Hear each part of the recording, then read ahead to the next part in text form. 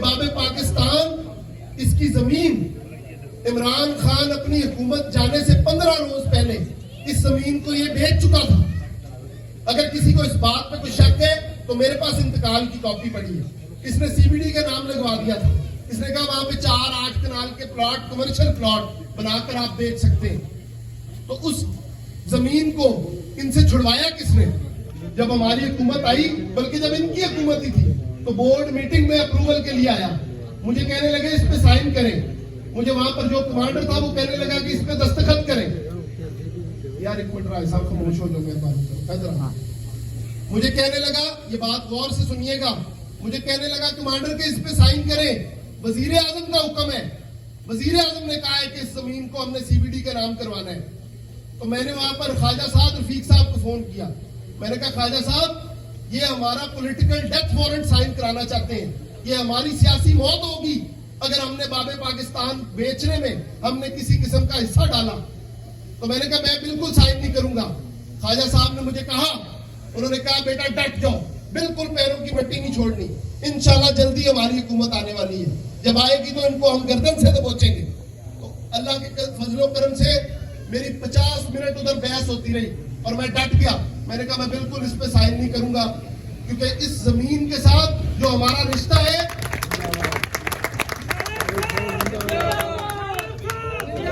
میں نے اس کو کہا, اس کمانڈر کو بھی میں نے کہا.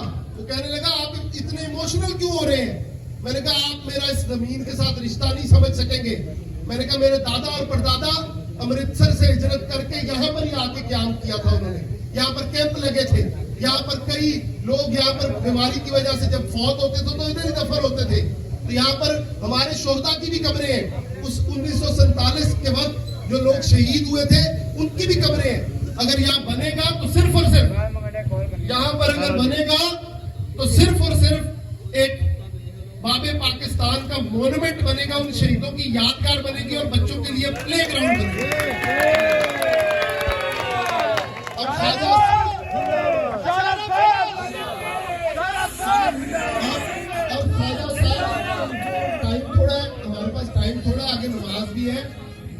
خواجہ سعد رفیق صاحب کی کاوشوں سے میں آپ کو یہ بتانا چاہتا ہوں کہ اس باب پاکستان میں ہم نے 6 کرکٹ نیٹس لگوا رہے ہیں. یہاں پر ایک جاگنگ ٹریک بن رہا ہے, ایک سائیکل ٹریک بن رہا ہے, ایک کبڈی کا گراؤنڈ بن رہا ہے, یہ چڑی چھکے کے لیے جو بیڈمنٹن کھیلتے ہیں لوگ ان کے لیے وہاں پہ بن رہا ہے, فٹ بال کا ایک گراؤنڈ بن رہا ہے, ہاکی کا گراؤنڈ بن رہا ہے. یہ 800-900 کنال جگہ تھی. اس پہ انشاءاللہ تعالیٰ اس پہ پارک ہی بنے گا, اور انشاءاللہ یہ جو بچے نوجوان کھڑے ہیں, یہ جو نئی نسل کھڑی ہے, ان کو ہم نشوں سے دور کر کے کھیلوں کی طرف لے جائیں گے.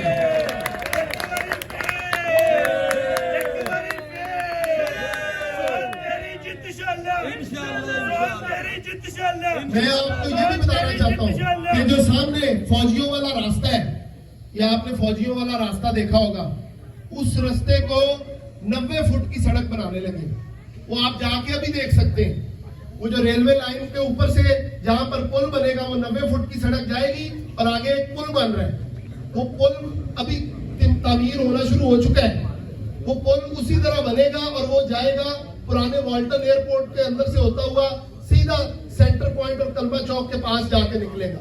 تو یہ جو راستہ ایک نیا بن رہا ہے, یہ راستے کی وجہ سے آپ کو سہولت ہوگی یا نہیں ہوگی؟ آپ کا یہاں سے آپ کو کلمہ چوک جانے کے لیے فیروز پور روڈ نہیں جانا پڑے گا, گلبرگ جانے کے لیے آپ کو کیولری سے نہیں جانا پڑے گا. یہ آپ کے سامنے سے ایک نیا راستہ نکلے گا جو صرف 3 سے 4 منٹ میں آپ کو گلبرگ پہنچا دے گا, کلمہ چوک پہنچا دے گا. تو یہ راستوں کی اگر آسانی ہو رہی ہے تو یہ کون کر رہا ہے؟ یہ شیر کر رہا ہے. آپ کے بچوں کے لیے اگر یہاں پر سکول جو بنے ہیں, یہ بنائے ہیں تو کس نے بنائے ہیں؟ یہ شیر نے بنائے ہیں. یہاں بچے زمین پر بیٹھ کے پڑھا کرتے تھے. میں آج یہ بھی اعلان کرتا ہوں کہ یہ جو دونوں سکول ہیں, یہ انشاءاللہ تعالیٰ آپ دیکھیں گے کہ یہ اسی پروجیکٹ کے اندر ہم نے ان کو یہ کہا ہے کہ یہ دونوں سکول, ان کی تعداد آپ ڈبل کر دیں, ان کی آپ جو جگہ ہے اس کو بھی ڈبل کر دیں. تو یہ اگر 8 کنال کے ہیں تو یہ 16 کنال کے سکول ہو جائیں گے, اور یہ اسی پروجیکٹ کا حصہ ہے. یہ اسی سال ہوگا, 2024 میں ہوگا. اسی طرح یہ جو ڈگری کالج ہے, یہ دونوں ڈگری کالج اگر بنائے ہیں تو وہ بھی شیعہ نے بنائے ہیں. خواجہ سعد رفیق صاحب نے خواجہ رفیق شہید کالج بھی بنایا, اور یہ حلہ ملک پلانٹ والوں سے قبضہ چھڑوا کے رابعہ بصری ڈگری کالج بنایا.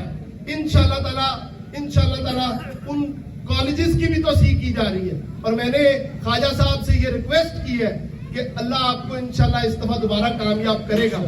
تو جن بچوں بچیوں کو یونیورسٹی پڑھنے کے لیے دور جانا پڑتا ہے, آپ انہی 2 کالجز کو بڑا کر کے یہاں یونیورسٹی کو قائم کریں.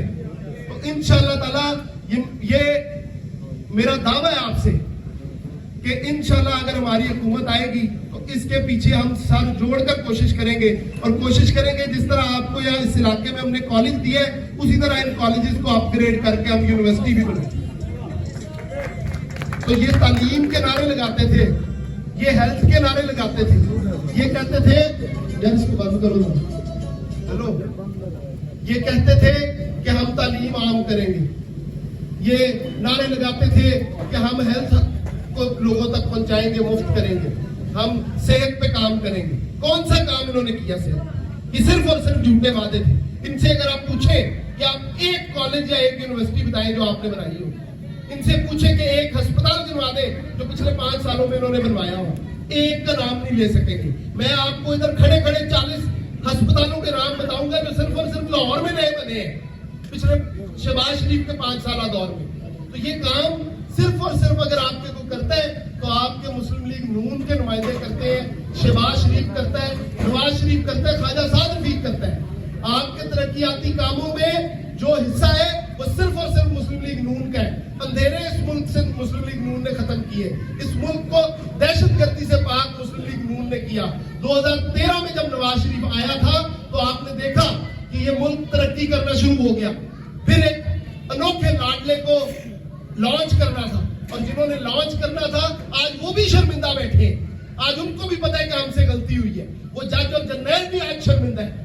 تو آج ریٹائر ہونے کے بعد جو شرمندہ ہو رہے ہیں, پاکستان کا نقصان کرنے کے بعد جو شرمندہ ہو رہے ہیں, تو اس وقت ہی تھوڑی سی شرم کھا لیتے کہ ایک منتخب وزیر اعظم کو پاناما کیس میں کہا گیا کہ جی بڑا کرپشن کر دی ہے, 1 روپے کی کرپشن ثابت نہیں ہو سکی, 1 روپے کی کرپشن.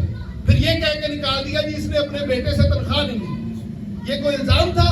کس بات پہ ایک منتخب نمائندے کو نکالا جانا چاہیے؟ ایک لوگوں کے عوام کے منتخب کردہ وزیر اعظم کو گھر بھیج دیا گیا. اور مجھے اپنے دل پر ہاتھ رکھ کے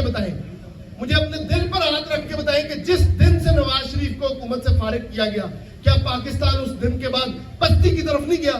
کیا زبور علی کی طرف نہیں گیا؟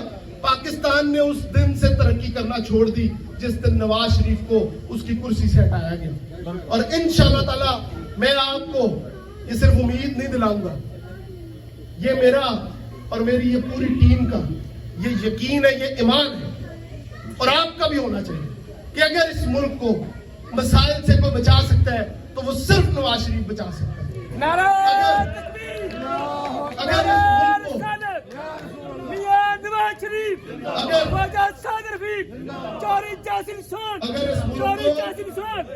اگر اس ملک کو اندھیروں سے, کہ دیکھیں لوڈ شیڈنگ واپس آ گئی ہے, اگر ان اندھیروں سے کوئی نکال سکتا ہے یا جس نے پہلے بھی نکالا ہے تو وہ صرف اور صرف نواز شریف ہے. آج اگر اس ملک میں دہشت گردی واپس آ گئی ہے تو اگر اس سے بھی کوئی بچا سکتا ہے ہمیں تو وہ صرف نواز شریف بچا سکتا ہے. آپ کے بچوں کا مستقبل سنوار سکتا ہے تو صرف نواز شریف سنوار سکتا ہے. آپ کے بچوں کو روزگار دلوا سکتا ہے تو صرف اور صرف نواز شریف دلوا سکتا ہے.